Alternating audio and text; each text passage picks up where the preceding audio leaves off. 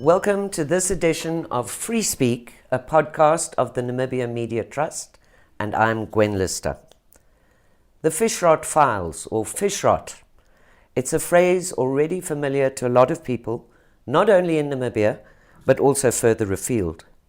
It's the result of a collaborative journalism, investigative story between a number of different media houses and involves kickbacks and bribery in our fishing industry involving massive amounts. Some estimate as much as between 150 million Namibia dollars up to 2.5 billion. And these revelations have shaken the country to the core. It's not that corruption headlines are new in Namibia, but this one is bigger than most. And already several heads have rolled, including those of 2 cabinet ministers and others outside the country. And to paint a slightly broader picture, although we won't have time to discuss this in any depth today, not only does this involve corruption at the highest level, but it also speaks to the importance of good journalism in speaking truth to power and underpinning democracy, and in so doing, winning back public trust. With me today are 2 of the journalists who've been at the center of this expose. Shinovene Imanuel, who heads the Namibian Investigative Journalism Unit, and Helgi of the Icelandic National Broadcasting Service, who has also done a major documentary on this issue. Let me start out by just sketching a little bit of a background and pose this question to Shino, if I may. Shino started writing stories about this issue, or this issue which led to the bigger story, in 2014 already. Your reports at the time were often generally dismissed as just being anti-government. But now it has planted seeds, and this has turned from a very local news story and corruption here on a smaller scale to this huge global expose. Shino, tell us a bit how that started. Yeah, I think for us, especially the Namibian, it was mostly, we started getting teats and bits of this story around 2013, 2014, but concretely around 2014.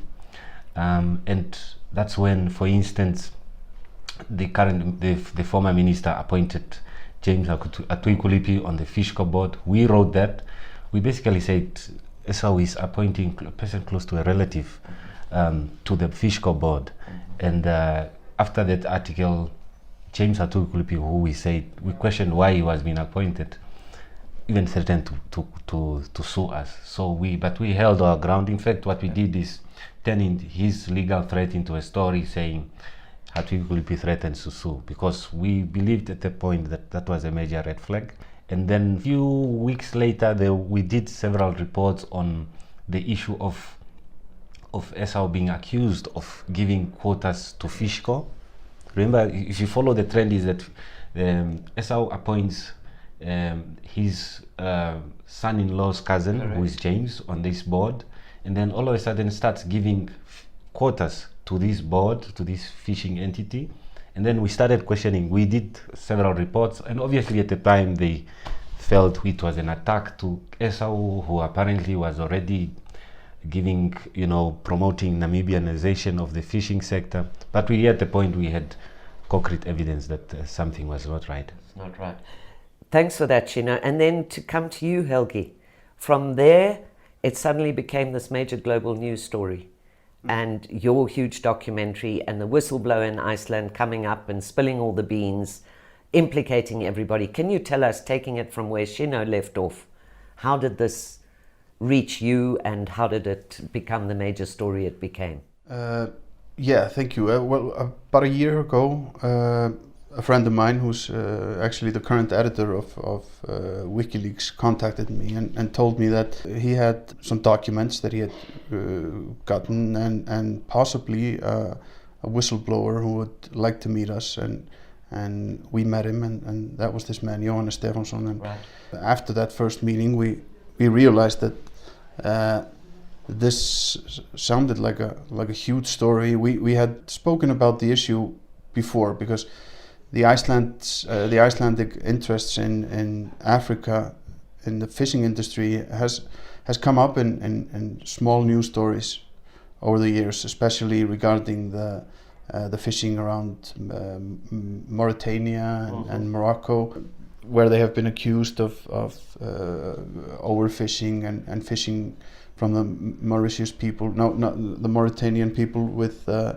quota from Morocco and all of that. So, but it's the fishing industry as a whole and generally globally is a really closed up business. There's absolutely no transparency. There's more transparency in a lot of businesses that you would think would be less transparent than the fishing industry, and that of course is because you have companies that are located in tax havens, and then the ships are in another tax haven, and so on, and because it moves around, it's really hard to figure out how it is. So that made this story even more genuine is the fact that we have all of these documents who paint this picture pretty clearly, and also the whistleblower, which is unique. The other thing is, while I'm chatting to you, Helgi, is someone said, and I forget who it was, the myth of Iceland's innocence is dead. Would you like to speak to that and tell us more particularly what has been the fallout of this in Iceland itself? The implications of what is happening in an African country and taking these fishing quotas and bribing and corrupting. What's been the fallout? You're listening to Free Speak, a podcast of the Namibia Media Trust. Stay with us. There's more to come on the fishrot scandal. Well, the fallout has obviously been that it has, of course, had a huge impact on the company involved, which is the largest seafood company and fisheries company in Iceland. They have also been in the recent years, and that is of course something that has raised questions in the recent days, is for the last 10 years or so they have also been investing a lot and they bought some companies in a huge chain of grocery stores. They bought a shipping company, and they have been getting a lot bigger in the recent years, which of course raises questions on where the money came from that they used for that. But yeah, the fallout has of course been that they are their CEO has stepped down. I think that we haven't begun to see the effect that it's going to have on the company. Yeah. Mm-hmm. But regarding politics, it has it has had some effect there, because just yesterday the government proposed a 16-point plan in just to try and recover from this scandal by putting on all kinds of changes in legislation and to avoid these kinds of situations. And to make especially the fisheries industry more transparent also. A lot of the things that they are talking about there has been talked about in Iceland for many years. So, right. So yeah, some good indirectly will come out of this really horrible scandal. Yeah, I believe so, and the fact about the quote about the Icelandic innocence, I believe that even now Icelanders, after the banking crisis and the Panama Papers and all of that, people aren't walking around with thoughts in their head like of genuine innocence by the Icelanders anymore. But what they thought was kind of still our deal was that we came here to Namibia in 1990 to help with the aid program. Correct. And we spent, I think, $10 million here or something. But it was all done to Namibianize the fishing industry. And generally that work was said to have been almost like a miracle. Right. It went really good, and I think we did a lot of good here. But as soon as those guys went, this company came, and although the briberies they are allegedly paid were amounted to the same amount, Correct. they, I believe, gained probably tenfold what they had put in. what they had put in. Yes. And of course, something that we cannot forget is that, this I think this, setting aside the bribery and the tax evasion and stuff, I think this is just a classic case of state looting, in the sense that you have a fishing quota, a national resource, which is taken by a foreign company. Correct. And instead of at least paying for the quota, they Right. don't pay. They pay as little as half to the state, and the rest goes into the pocket of these so-called sharks. So I think that's something that when you add it up, I think that's one of the biggest effects that it has on a country like Namibia is if the documents are true, which I believe they are, the money that has been taken out of taken from the state and at the end the Namibian people is incredibly high. The number is incredibly high. Absolutely, and of course this is a resource that was meant post-independence to benefit the people, more particularly the have-nots of this country. Yeah. Shino, can I turn to you? And obviously the fallout in Iceland we've heard a little about, and there's been significant fallout here, with a number of heads rolling, including 2 ministers, and it seems likely this is going to continue. And of course you're right at the forefront of that.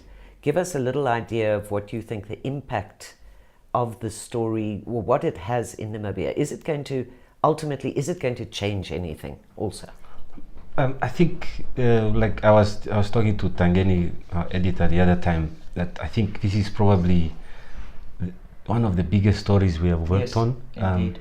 I think even the way we have presented it to the readers, we were like so confident, because in the past we were always at the back end of accusation of going after certain people.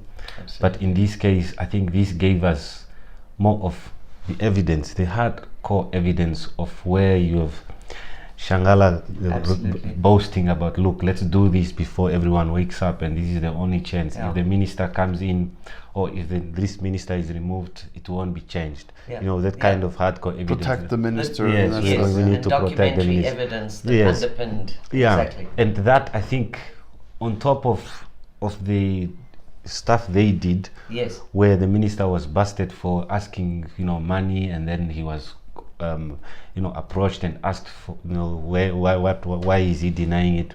I think all of that contributed to a much more public that is aware of this is not only visible in documents, it's visible even on the videos. Absolutely. So I think, but in terms of at the moment, okay, of course 2 ministers resigned.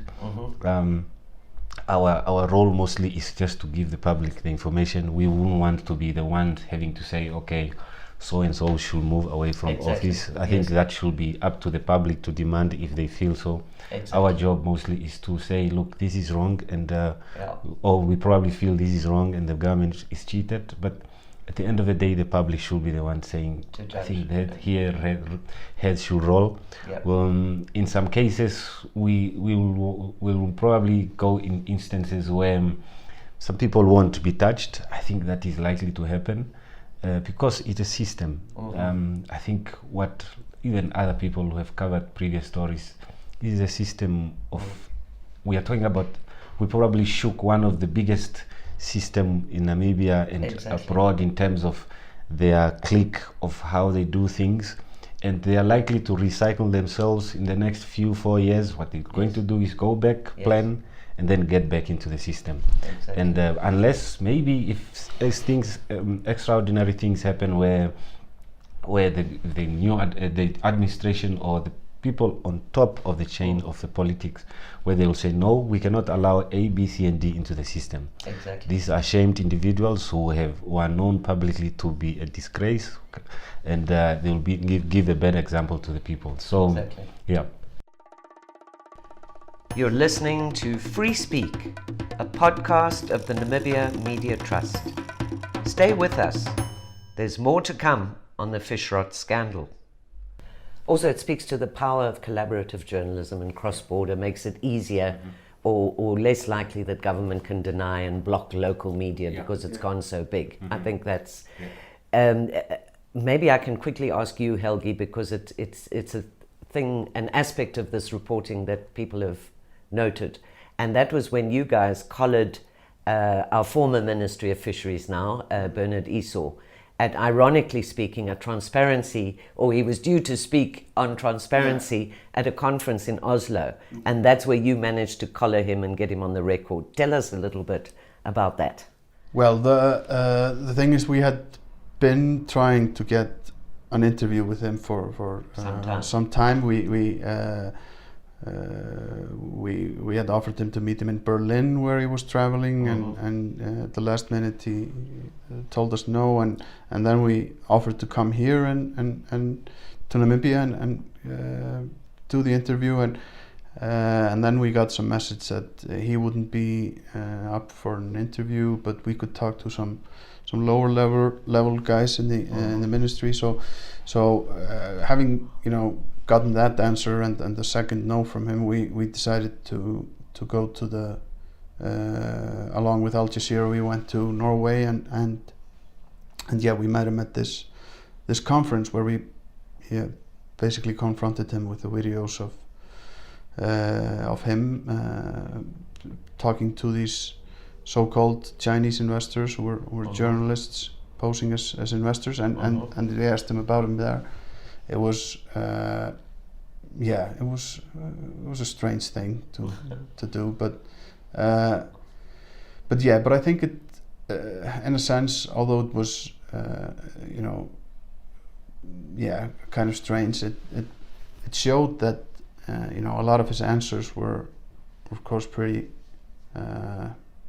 I don't know the right word for it, but they were special to say the least. So it definitely showed a lot of the things that we have been watching for the last couple of months is we see how in the documents how this company Samherji and people around there talk about what the minister has been doing for the last couple of 6 or 7 years, changing the law, doing this and that, and Samherji always saying that we are involved in changing the law changing that's now been worked on by Saki, and the minister is done most of all for Samherji and stuff. Correct. And in the meanwhile, the same minister has been doing speech after speech after speech about the need for Namibianization, the need for creating jobs and such. So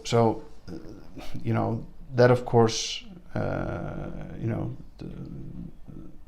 was not in sync, to say the least, of what we now know that he was doing. And what they say and what they do is so dramatically different. In the meantime, the country is being, or certainly its resources are being sold out from under us. The timing of the fishrot files just before elections, is there something sinister about that? Keep listening. Back to you, Shino, on the local front. I don't want you to show your hand, because I'm sure we're going to be able to anticipate a lot more coming out of this, and obviously much of what is going to happen depends on how the authorities are going to be dealing with this issue going forward. We've heard of some things, or you've reported the freezing of certain bank accounts and resignations, of course. What do you think? Where is this going to go from here? And maybe just a second part of the question, because we'll be running out of time. A lot of naysayers have said that this revelation, coming at the time it does, just before Namibia national and presidential elections on the 27th of this month, is kind of timed deliberately. Do you want to maybe, if you can, to speak briefly to those two questions? Yeah, I think from what we have seen, I think this is probably one of those leaks that we have worked on several leaks, like the Panama Papers, Parada Papers, where you probably feel, okay, we have reached just the end of the road on this kind of stories. But this one, we feel we could probably even go up to March next year of just stories.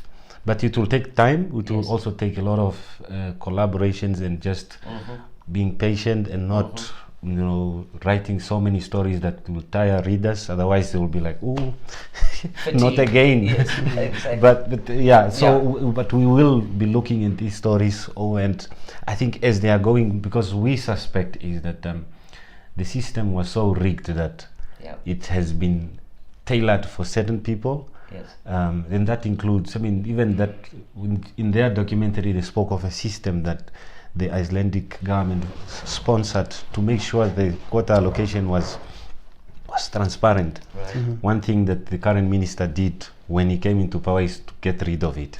So those kind of stories, there should be a lot of things that they changed in the system that we'll have to look at, so that we raise the flag, so that next time we do have to look, we don't have to go through the same thing again. And because even now our newspaper has been calling for the cancellation of these so-called fishing quotas. I don't understand why a fishing quota should go to Fishco, which eventually goes to Icelandic and a few 5 people. Exactly. Whereas they can give this quota they can just maybe give it directly to schools or to the catering company that is giving food to schools, and say, guys, this is the quota for this year. No learner should go starving at all, which then this fish will be distributed to all the schools. So that's what we probably want to advocate, to say this spoon feeding of government or state-owned resources to few companies that are always a clique around the minister. It's not Namibianization, it's privatization of few people. So that's one of it. And to the issue of the timing, we just believe that the story is a story. If a story comes out now that the president is doing this and it's his birthday tomorrow, the timing is irrelevant. It has nothing to do with it. It's mostly what is the issue. Because if we find out even on Monday that 10 people are dying of hunger in a certain region, we're not going to pull back and say we can't report on that because people will see it as election. Exactly. Because if anything, we should be able to provide the public with a full picture to say, these are, when you make your decision, that's right, you know this. At least you make this decision knowing this. Exactly. So I think we don't want to make it seem as if people they don't understand that the issue of timing. Some of them will appreciate it, some of them will say, no, this is, but it's up to them. Exactly. I think at the end of the day, we should give them the choice. Yeah. And as we in journalism always say, we always like to think what is actually at the heart of any story. Mm-hmm. And obviously at the heart of this story is human greed. Whether it's on Namibian soil, whether it's further afield, it is the greed that is denying essentially a country of just less than 3 million people to feed, house, educate, and give healthcare to a majority of those people. And it's stories like this that hopefully one day will make the difference, and that our resources, as you say, Shino, will be more appropriately used to the benefit of the people themselves. Will the fishrot files revelations really change anything on the ground? Please stay engaged. Finally, to wrap up, a last comment from either or both of you on any of this.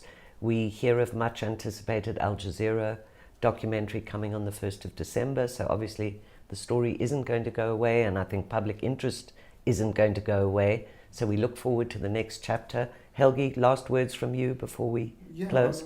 Just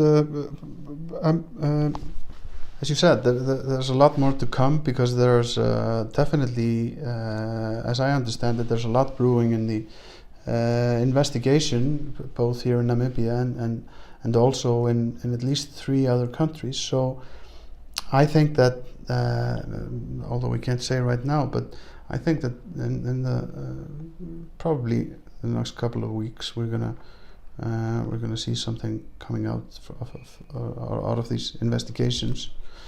You can speculate on whether the investigation should have been done more quicker, and why it didn't go like that. Was it because of the Minister of Justice was who he was, and I think it definitely played a role. But from what we've heard now, all of the relevant authorities, at least here and in the other countries, are at least up to speed now. Absolutely. And obviously here at home we hope, if nothing else, the authorities will do the right thing. for once and for all. Shino, any last remarks from you on that score? Yeah, I think if anything, what this investigation, if anything, just cements the need for whistleblowers. We shouldn't be relying on people, not really, but those who go abroad and really risk their lives for a country that they are not from. Not saying that it's wrong, but I think if anything, it provides us, we say, we should be able to trust the media with information. And if you want to be protected, most of the time we do protect sources. So if you are at a high office facilitating all these documents for certain ministers to benefit, and the 80% of the country is suffering, they don't have any access to health, any access to water, and these decisions are being made by to benefit certain 2 to 10 people who are building mansions, and you are just there getting maybe a salary, which is, but generally people should tap into their conscience and say, I'm tapping this document, an agreement that will disadvantage the Namibian government, the Namibian people. How about if I leak it to the Namibians or to... Because I think, of course we know there was not such a big clique of people, politicians and the companies that were involved, but there was a lot of people who got wind of at least bits and bits of something that was so definitely wrong that it should have raised alarms. Exactly, and maybe on that note, it's a good note to end, just to say, you guys are, in speaking truth to power and revealing these kinds of massive corruption and other stories. I didn't ask you the question, but at some point, your lives could also be endangered. You playing here with the rich and the powerful and the corrupt, whose tentacles reach deep across the oceans and across the continent. And I think kudos has to be paid to the journalists who are doing this kind of work. And the public needs to be called upon to really continue to support good journalism, whether it means buying a newspaper or a subscription to a broadcaster, whatever it is. It needs to be supported, because at the end of the day, this is what is keeping our democracy on its toes, whether it's here in Iceland or elsewhere in the world. So I thank you both, Helgi from Iceland and Shino from Namibia. Thank you very much for the discussion. Thank you. Cheers.